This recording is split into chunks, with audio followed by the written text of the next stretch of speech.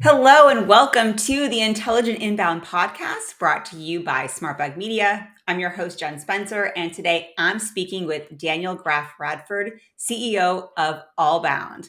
So if you're not familiar with Allbound, Allbound is a partner relationship management platform that really helps teams simplify and digitize their entire partner lifecycle. So think anything from partner onboarding to enablement to marketing, collaboration, and of course, deal registration, which is a huge part of channel management. And I got to just full disclosure, I was a founding team member of Allbound, having joined Allbound when we were frankly pre-product and pre-revenue. So I am so excited to have Daniel here on the show today to talk about how the business has grown and thrived over the last few years with him at the helm. So welcome, Daniel. So glad to have you on the show.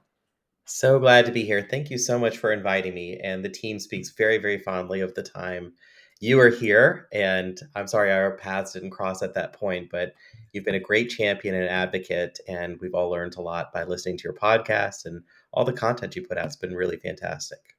Oh, well, thank you. And it's so funny because sitting where I am now at SmartBug, we have over 25 different marketing technology, sales technology companies that we partner with. We've got a couple of tier one partners that are really critical to our business, HubSpot and Klaviyo, and then we have a bunch of others that we recommend and refer, and we co-market with, and we co-sell with.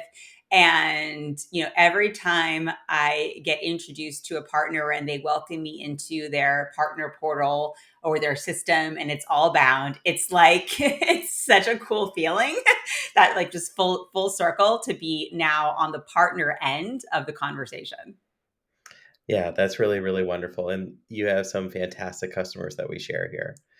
That's for sure. Absolutely. Well, I want to dig into, the topic of the show. It's the Intelligent Inbound podcast. And we look at inbound being more than just a marketing tactic. It's a methodology. It's a way of life for a lot of revenue organizations. And so I wanted to start with, what does inbound mean for you in your revenue organization? How does that word, what kind of feelings does that word evoke, and what role does it play in your business? Well, yeah, thank you. I've been thinking a lot about that for a few years now.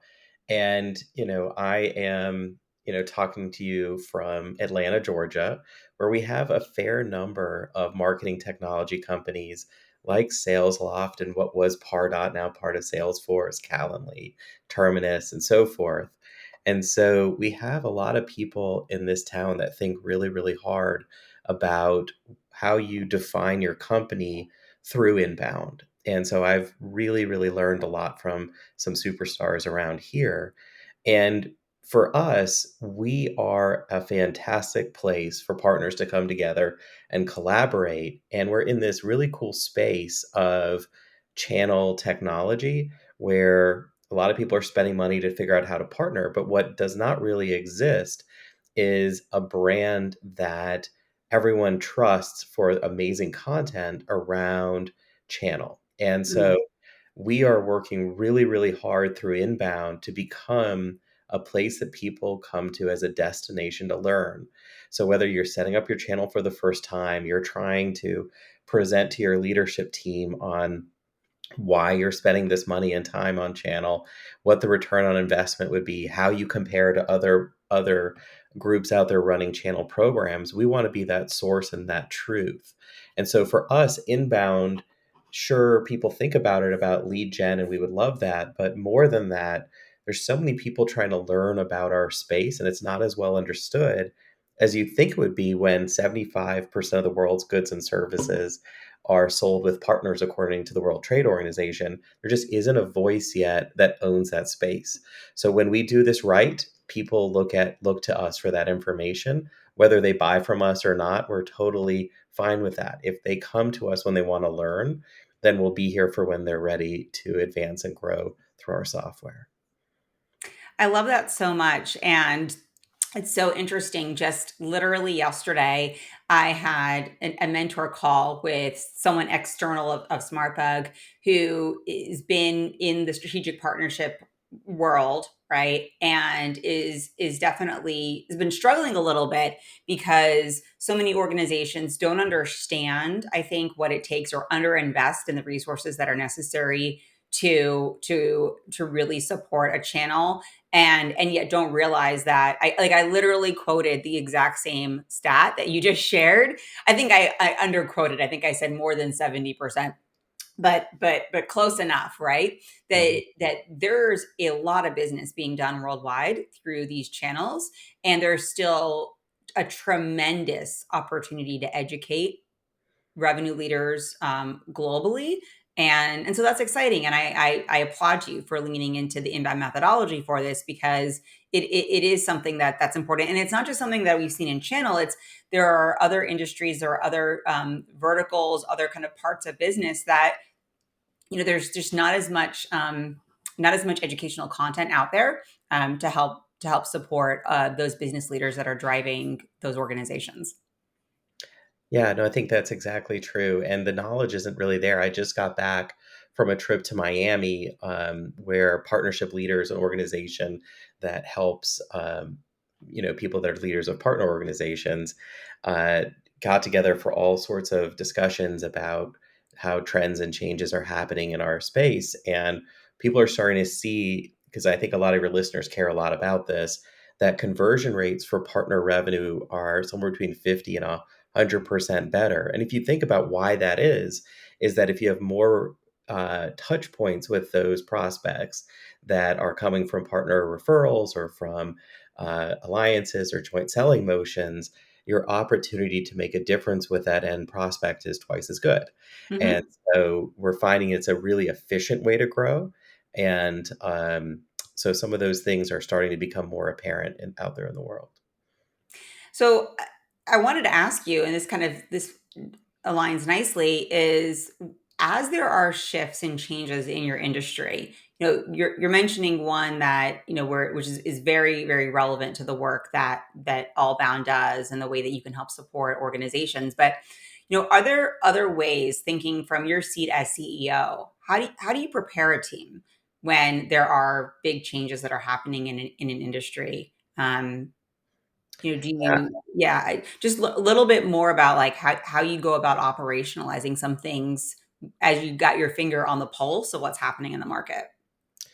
There's been so many changes. So whether they're industry changes or changes in our world, that there's just always change, right? Mm. And you find that the people that lean into those changes tend to do better than those people that shy away from them. Mhm. And so, an example of that when, COVID first hit, a lot of people that we'd worked with were laid off, and we created, a channels jobs board and help those people to get roles very, very quickly. And, they are big advocates of Allbound. So even though there's not money for that, if you are meaningful to the people that the change is happening to them, if it's a negative change, then they'll remember that. And on the positive side, if you see, some massive growth like what's happening in our space, Mhm. we needed to raise a significant amount of capital in order to address what is a really rapidly expanding space. And so seeing that as that's unfolding allows you to work proactively to change your go to market and your technology stack at the speed that the market's changing as your Mhm. customers are demanding that. So sometimes just because you're comfortable with how your company's organized or you're comfortable with how the market is organized doesn't mean that you get to pick those things. And so finding out what's happening and then addressing it makes a lot of sense. Well, I appreciate kind of that the callback to COVID-19 and the pandemic and the way that that event that we're still living is definitely impacted organizations. I'm wondering, as sitting where we are now and in 2022, with the current state of the economy, with some concerns over potential economic downturn, are there major threats or even opportunities that you're foreseeing for Allbound, and for the partner community right now? Like, is there something really cool that might come out of some of the concerns that we're hearing about on a daily basis? I think that there are both things, as with a lot of these Yeah. changes. You know, such a significant downturn in the economy is negatively affecting a lot of people. So we all have friends that are losing their jobs, and that's really rough. And we all have, companies that we thought were stable and great that are not as stable and great.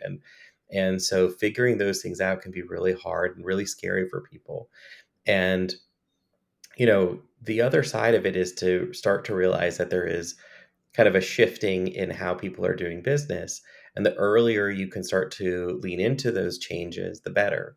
So Hmm. companies are looking for efficient ways to grow their revenue. Growth at all costs is not, what we're heading to in 2022 and 2023, which was kind of a truth of 2021. And that big shift is different. So, those of us that are backed by private equity firms are, all learning what a rule of 40 company is if they didn't know beforehand. Yeah. And so if you're looking at profitable growth, we're seeing a lot of our heads of channel that are our customers collaborating with their CROs and CMOs on how channel is a way to grow with people that are not on your books. So a direct sales model and marketing model can sometimes take a lot of time to hire, train, and then you're carrying them on your cost side. Whereas there are armies of people in some industries, not all, that are looking for amazing technologies to bring to market that can make a dramatic impact to their customers. So, how do you grow efficiently and quickly and profitably is now the name of the game. Whereas in 2021, it was about speed. And Hmm. I think that when you start to align how you market and align how you message and how you interact with your customers and how your product is set up, those are some of the things that really matter for working in this new economic reality. Hmm. It's interesting. You talk about being able to activate a partner, activating a channel, and having access to sometimes tens, sometimes thousands, right, of quote volunteer salespeople, right, who are at the ready as long as the alignment is really there. Do you feel that there's, obviously Allbounds offers like technical infrastructure support, um, but those channel leaders that come in and create that alignment and build those programs, I guess my question is do you need a channel leader inside your org? If there's an organization that's been thinking about building a partner channel for themselves, building that indirect sales channel, what are some of the first steps that you would recommend that they take? Yeah, so that's a really, really great question. And, some of the greatest CROs and CMOs that I've seen have been channel leaders that have been promoted up Hmm. into that overall revenue task. And, here we are on, a podcast talking about inbound. And, you have to have a whole, consideration for recruiting those partners, how you Hmm. communicate with them, how you become a resource center to this other constituency. And how do you care and feed for those partners the way that you care and feed for your customers? And there are nuances there. So if you're a CRO or a CMO and you're listening to this and you don't have a senior person on your team that has that level of channel experience, it's really hard to recreate the wheel. This knowledge exists, it's out there. And so finding someone that can come in and be a leader and start to create those changes really matters. And then you always worry about hiring ahead of when you have the demand. And so how do you do that, right? Yeah. And so I like to say that you should probably not be spending money on PRM or on channel team members until you create a repeatable sales cycle through a partner. get one partner, get some revenue running through them, get, some coaching around that, then, get a person and get some technology and then grow from there. Just like you wouldn't want to implement a CRM before you sold anything directly because you'll just re-implement it.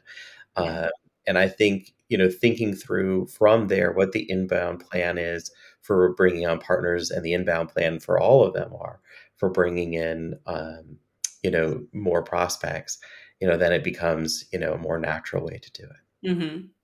Yeah, absolutely. I've kind of back to that sort of channel leader. I've always thought of that person like the best fit person. They're almost like a mini CEO because they have to pull together marketing, sales, customer success, product. Like they're really helping understand strategy, understanding how those partners go to market, how those partners make money, how those partners lose money, and then figuring out, okay, how do we actually then align with you, and how do we create these win-win relationships, and then okay, what's the technical infrastructure we then need in order to make sure we've got really clear bilateral communication, and we're serving for our shared customer that we have, which is most important. um, if we think about, a lot of the change that's happened, I mean, you've been at Allbound little over three and a half, almost 4 years. Yeah, that's right. And you think about, there's been a lot of change in the world over the course of those 3 years. Is there anything that you would say that's happened in the market, in our world, that you think's been most influential? Maybe it could be positive, it could be negative, right? But something that has happened that has shifted something in the business for you. Yeah, well, let me answer that a little more personally. I would Sure. say that um, we were always a hybrid kind of work environment. And when I meet with other CEOs that were more an in-office sort of culture and then they moved to hybrid, they talked about the struggles of connecting. And, I've always enjoyed that face-to-face time and still Mhm. do with my team. But finding ways to communicate with your customers, with your internal team and your investors in a genuine way when all you have is like a box on a screen or an email or a message, finding ways to be really present in those communications when things are a little dark around you in the world, and that you have to sort of share very openly, and that goes really really well, and people share back. That some people really struggle with that first set of sharing. And I would say that watching people grow, for instance, last year we promoted 65% of our team to higher level roles. We're seeing amazing growth in people, and I think that ability to be present and share what's not working and be experimental, I think that is accelerated during Mhm. these last couple of years. So that's a positive. I think that Mm. breaking out that first time when you're sitting at home and you're trying to be open with your communication, that can be really hard for people, but it works out. It's been working out for some and not everybody. Well, we're at SmartBug huge advocates of remote life, having always been remote from the get go. And I know my cousins I love him, and he's in commercial real estate, and so he just doesn't understand like how businesses can operate unless you're all in that same building, and how you have to flex and the things that you do in order to create those more connected experiences. And I think what a testament to the work that you're doing. If you have 65% of the team that's been promoted to higher level roles, that's awesome. Something's working, right? Um, I if we kind of like pull this back, what you're talking about, into the partner relationship world and driving opportunities and inbound marketing and sales and customer success. I remember years ago, I had interviewed I had Justin Gray, the founder of Lead MD, for on the Allbound podcast, and we were talking about when he first got started being this partner to Marketo, and like what was part of their secret sauce? Like what did they do that just really helped them just really align with that organization? And he talked about how the early days they actually had sales reps that they placed, that they negotiated to place these people literally like on the sales floor Mm. at the Marketo office, right? And how that sales rep was then able to listen to like the conversations and kind of gather all this information and be there like at the ready with enablement to really like work together and co-sell. Wow, that's awesome, right? But it's also not really scalable and not as doable in today's environment. So, I think I look at that as being like that's here's is something that's changed, but like how do you evolve with it, with what's going on in the market? And then I look at, well, how does a solution like Allbound, like how are you helping organizations, cross this chasm in this digital remote world? Well, let me give you a more virtual story that might be relevant to your listeners and then explain how people can operationalize that through Allbound. So, my first venture capital backed company's called OmniLink Systems, and we had an amazing partnership with Verizon, and we brought a product to market called Sure Response, and you could buy it in any Verizon retailer. It was a medical panic button, so it would think "Help! I've fallen, I can't get up." So it's not for Mhm. everyone that walks through the door. It's an add-on sale for someone buying for a broader family, and maybe they have someone at home that they're taking care of, right? Mhm. And so they had projected massive revenue for this. So excited. It's my first major channel deal, and I was going to be so rich. And then it didn't really work out that way in the first, few weeks. And what I found was that finding the people that sold something and interviewing them, there was a woman in New Jersey who was killing it. And what she was doing was she had one question, which was, is there someone at home that you take care of? And if they say yes, then she would show the sure response. So there were three lessons to be learned to sort of speed this Mhm. up. It's one, find that one question that could be part of your reseller, referral partner, or someone's day that is part of their cadence. What are they asking? What are they saying? You don't have to be a fly in the wall or in the room to hear that. They'll share, with you if Mhm. they're a good partner, how they sell, what they sell, and you'll think of, what they could ask and experiment with that. The second thing that I learned in that process was I needed the way we sold. So instead of a hardware plus subscription, to just turn it into a monthly recurring revenue because they were compensated the reps on monthly recurring revenue. So it Mhm. fit their comp model. And the third thing, which is really important to working with companies like Allbound, is tying into their CRM. They used Salesforce at the time, Mhm. they still do. And so what Allbound does is it lets you run those experiments of those sales questions and content that can be shared. It ties, your CRM system with a PRM for them to connect up through. And so that you can see that they can see they're getting compensated. You can see what's working in a very real time way without having to fly around. And so we've seen dramatic increase in utilization of our system because we're digitizing what was an in-person set of relationships that still have a really important in-person component, but you want to track it in real time, whether that rep is properly trained, whether they know the question to ask, whether they have access to the right material, is that driving revenue, whether they're getting paid for it and how fast.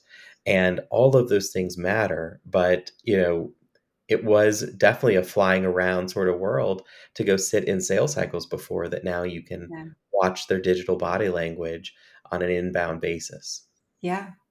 That's awesome. And I think that question, like going back to kind of that question that one salesperson was asking, I mean, if you do proper persona research and you understand like what makes someone tick and you understand both the demographics and the psychographics, then that unlocks so much. That's right? Like how you come up with like what's that one question to ask. That's awesome. That's that's a really great, good. great She did story. it very naturally, Yeah. and, Yeah. sometimes and most times you have to do it for them, and so that's a very good point. Yeah. I mean, it's so funny. One of my favorite questions that we'll ask folks, who are looking for our services, and especially marketing leaders, they'll come in with like their hair on fire, like all these things that they need. And then we'll ask, how are you measured? Like, how are you compensated? Is it on like marketing generated pipeline? Is it on like SQL creation? And you find out how they're, because it doesn't matter what they say they need. If you go back to, well, how are you actually measured? Like, what's the compensation model kind of behind you? That will typically unlock, okay, well, this is maybe where we need to be focused strategically. This is how we're going to be best able to support you. Sometimes people they don't know what they need, right? But it's being able to ask those questions, which those come up through inbound research and persona research. So And trial and error. yeah, yeah, yeah, That's right. yeah, for sure. So speaking about kind of some trial and error, and getting a little bit more in the weeds metrics wise, you mentioned private equity owned, you worked for, VC backed companies. You know what it feels like to stand in front of a board and share the health of the business. If you only were allowed to share 3 business metrics with your board that would let them know this is how healthy the organization is right now, what would those metrics be? Yeah, those are great. So I would say that, um, boards are gonna care if I get only 3. Hmm. So we're gonna have to go with ARR growth. We're gonna have to go with, LTV to CAC, Hmm. and then we're gonna have to go with EBITDA. Mm.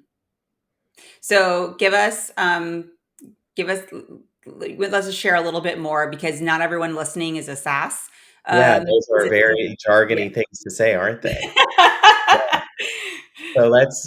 Yeah. My business is a subscription, so Hmm. people will pay us a subscription, and, we're charging, based on the features that people are using, Hmm. and, we're really proud of the fact that in the last few years, people have sold $100 billion of goods and services through Allbound, so you could argue we're not charging enough, and um, the answer is that when you look at our revenue at any given month and you project that revenue forward for 12 months, that would be what we call an annual run rate. Hmm. So if you have, 10 customers that have agreed to pay you $1,000 a year that month, then you have $10,000 of ARR, Hmm. and your growth rate is a year over year or quarter over quarter number, month over month, whatever the period is that you're reporting for that ARR. Hmm. Then sometimes then it really matters if they stick around with you. Hmm. That's their long term value or LTV. So if people tends to stay for 10 years at that $1,000 a month, then that would be a $10,000 long-term value, right? Hmm. Hmm. And then your customer acquisition cost. What does it cost to go get that, $1,000 a month customer? And if you, can pay $1 to Google, or if you can write an amazing blog that draws them in, then that then that cost of that blog or the cost of that click would be your acquisition cost. If you have salespeople, you would add that in too. So you add all your sales and marketing costs, and then if you compare the ratio of your value that you get over that 10 years to the cost of getting them, you know whether this thing can make money, because if it costs more to acquire them than they'll ever get, then you Hmm. don't have a good business. So Yeah. that's a health metric that is an important metric. Hmm. Then, there's lots of ways to understand profitability. A Hmm. very common way is called EBITDA, which is earnings before interest, tax, depreciation, and amortization. So you have your pure earnings before you mess around with it too much. And that's your EBITDA. And so if you are earning money every month, quarter, year, and you have a good growth rate for ARR and you're acquiring your customers in a profitable way, those are the only three metrics I'm allowed, Yep. then that's the way to do it.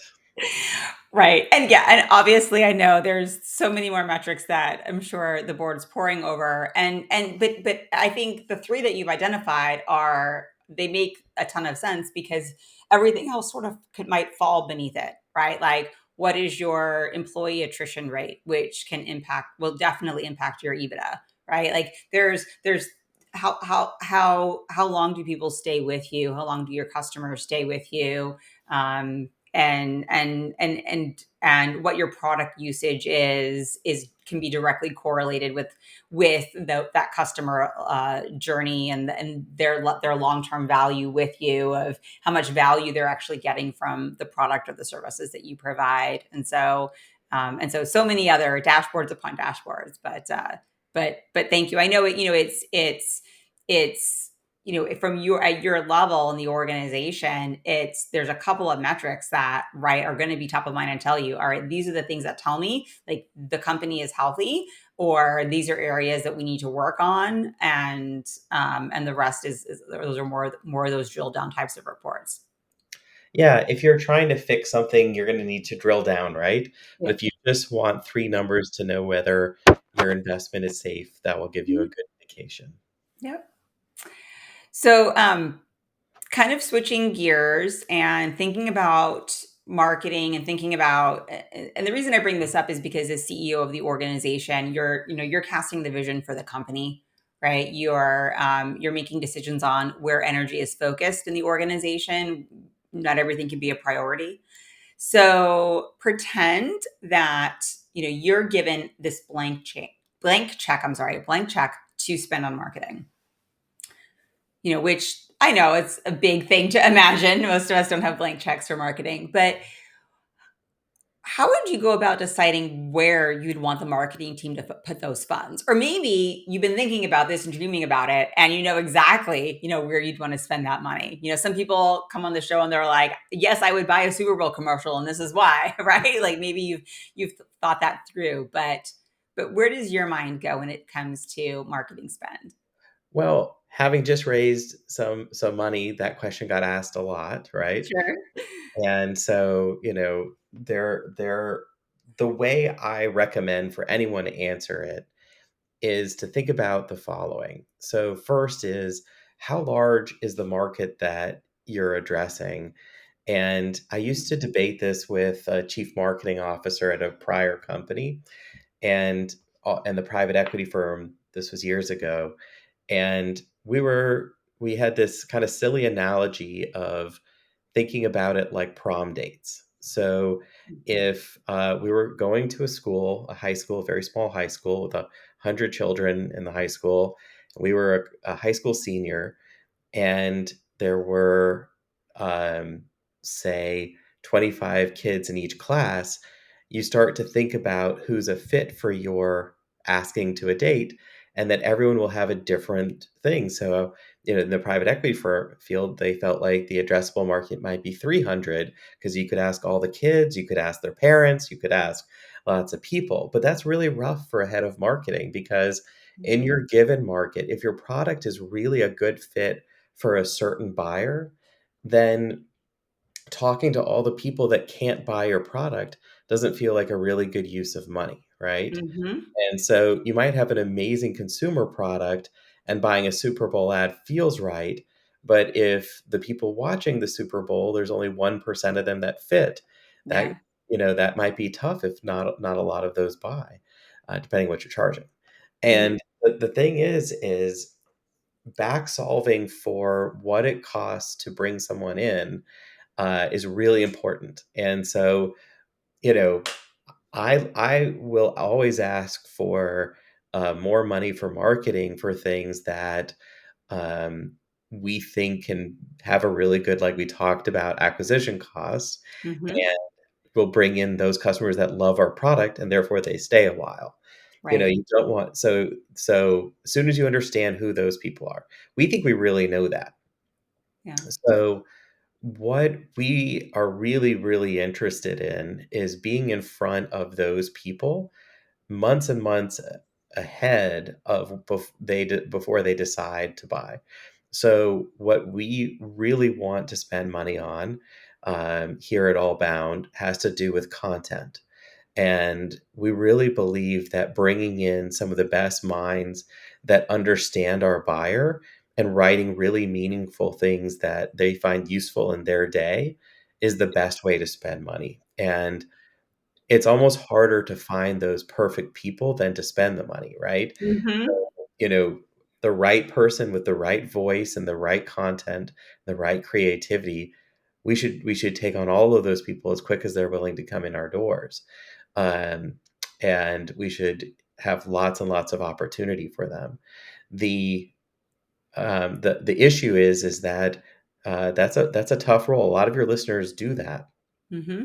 and what they do is really hard, and staying fresh and staying relevant and the level of creativity that I see is astounding. It's just astounding, and I think it's really wonderful for those marketing leaders. Like we have Tori Barlow leading marketing here at Allbound that keep everyone excited and coming up with new strategies, and that shows through their metrics. Awesome. Well, I agree completely with everything you just shared. And wish more organizations thought similarly. So thank you. Sure. Um, one last question for you before I let you go. Um, Kind of putting your CEO hat back on and thinking about other CEOs or soon to be CEOs who might be listening, especially in the SaaS space. What do you think's most important right now for those fellow CEOs of these high growth SaaS companies? Where should they be spending their time and their attention? Well, I think that the first thing for all CEOs is to be really, really honest about how your product fits with your customers. Are they Mm, staying with you? Are they happy? Are they unhappy? Customer happiness should be a driving force in your day. And that before you think about doing anything else that's on fire, make sure you're solving for that every day. Uh, mm, the second thing is to make sure that you have a sustainable business. That has to do with those metrics we talked about and enough cash in the bank. And, there's much smarter, better people than me that have been on a million podcasts to talk about the amount of money you're burning if you're burning versus the added mm, revenue or ARR that you're taking in. mhm, If you can do those two things right, then I would say the other place, if you get three things to spend your time on, is culture. And it means so mhm, many things to so many people. But once you've defined what a good culture is in your company, to be ruthless about rooting out people, process, and anything that is not that, and mhm. celebrating everything that is that. Yeah, Yeah, negative culture will be just focused on the rooting out. The celebration will set examples. beautiful. Well, Daniel, thank you so much for joining me today. And if anyone listening wants to learn more about you or the work you're doing at Allbound, maybe they want to learn more about their own partner program, how it can be better, where should they go? Any place in particular you want to send them? We think we have amazing content at allbound.com. If there's any content you wish to exist, please ask us. We will definitely want to hear about that.